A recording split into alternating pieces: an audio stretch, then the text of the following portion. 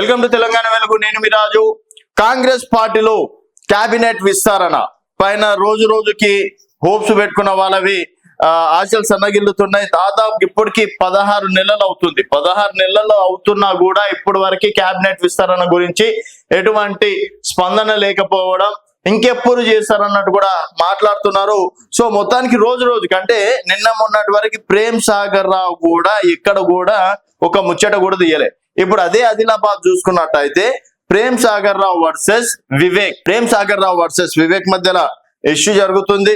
తర్వాత నిజామాబాద్ లో కూడా చూసుకున్నట్టయితే నిజామాబాద్ లో ఇక్కడ కూడా ఇద్దరు మదన్ మోహన్ రావు అలాగే సుదర్శన్ రెడ్డి. సో సుదర్శన్ రెడ్డి మధ్యలో వీళ్ళిద్దరి మధ్యలో వార్ జరుగుతుంది. ఇంకా రంగారెడ్డి నల్గొండ చూసుకున్నట్టయితే ఇక్కడ దాదాపుగా 3 నుంచి 4 కాంపిటీషన్లు ఉన్నారు. మన నల్గొండ చూసుకున్నట్టయితే ఇక్కడ కోమటిరెడ్డి రాజ్ గోపాల్ రెడ్డి అలాగే ఇతరులు అని చెప్పేసి కూడా చెప్పుకోవచ్చు. సో రాజ్ గోపాల్ రెడ్డికి మంత్రి పదవి ఇవ్వకుండా ఇటు జానారెడ్డి అడ్డుకుంటున్నారు అని చెప్పేసి డైరెక్ట్ గానే చెప్తున్నారు.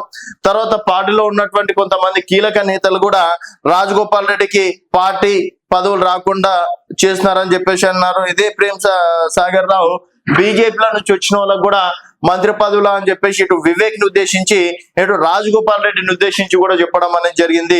మరి 10 సంవత్సరాలకి ఇక్కడ చూసుకున్నట్టయితే సుదర్శన్ రెడ్డి అర్హుడే, మదన్ మోహన్ అర్హుడే, ప్రేమ్ సాగర్ రావు కూడా ఆయన కూడా 10 సంవత్సరాలుగా కాంగ్రెస్ పార్టీలో ఉన్నారు కాబట్టి ఆయన కూడా అర్హుడు అనే చెప్పేసి చెప్పుకోవచ్చు. సో ఈ విధంగా రంగారెడ్డి చూసుకున్నట్టయితే ఇక్కడ పరిగి ఎమ్మెల్యే కావచ్చు, తర్వాత ఇబ్రాహీంపట్నం ఎమ్మెల్యే మల్రెడ్డి రంగారెడ్డి. సో వీళ్ళు కూడా మాకు మంత్రి పదవులు కావాలని చెప్పేసి కూడా ఆశిస్తున్నారు.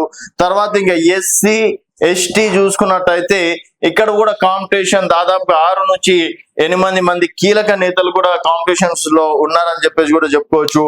మరి ఈ కేబినెట్ విస్తరణ ఎంత త్వరగా చేసుకుంటే అంత బెటరు. అది కూడా మరి స్థానిక సంస్థల ఎన్నికలు తర్వాత చేసే అవకాశాలు ఎక్కువగా ఉన్నట్టు కూడా తెలుస్తుంది. మళ్ళీ ఎందుకంటే స్థానిక సంస్థల ఎన్నికల్లో ఒకరికి ఇచ్చి ఒకరికి ఇవ్వకపోతే ఈ కాంపిటీషన్ లో ఉన్నటువంటి టైంలో డెఫినెట్ గా ఎలక్షన్స్ లో కొంతమేరకు ఎదురు దెబ్బ తగిలే అవకాశం ఉంది. అండ్ కుటుంబంలో కూడా దాదాపుగా 3 నుంచి 4 పదవులు ఇవ్వము. గతంలో కేసీఆర్ కుటుంబాన్ని కూడా కుటుంబ పాలనను విమర్శించినటువంటి మేమే కుటుంబం వాళ్ళకి మంత్రి పదవులు ఇస్తే ఎట్లా అని నిన్న టీపీసీ చీఫ్ మహేష్ కుమార్ గౌడ్ కూడా చెప్పడం అనేది జరిగింది. సో ఇక్కడ కోమటిరెడ్డి బ్రదర్స్ లో చూసుకున్నట్టయితే ఇద్దరి అన్నదమ్ములకి మంత్రి పదవులు ఇచ్చే అవకాశం ఉంటుంది. తర్వాత ఇక్కడ వివేక్ ఫ్యామిలీలో చూసుకున్నట్టయితే 3 పదవులు వాళ్ళకే ఉన్నాయి. ఈ విధంగా ప్రతి ఒక్కరి ఇంట్లో 3 పదవులు 4 పదవులు ఉంటే ఇంకా మిగతా కాంగ్రెస్ కార్యకర్తల పరిస్థితి ఏంటని చెప్పేసి ప్రశ్నిస్తున్నారు. మరి ప్రస్తుతం రేవంత్ కి కేబినెట్ విస్తరణ అనేది ఒక తలనొప్పిగా మారిందని చెప్పేసి కూడా చెప్పుకోవచ్చు. సో ఎవరికి మంత్రి పదవి ఇవ్వాలని చెప్పేసి మీరు భావిస్తున్నారు అనేది మీ అభిప్రాయాలు కింద కామెంట్ రూపంలో తెలియజేయండి. చూస్తూనే ఉండండి తెలంగాణ.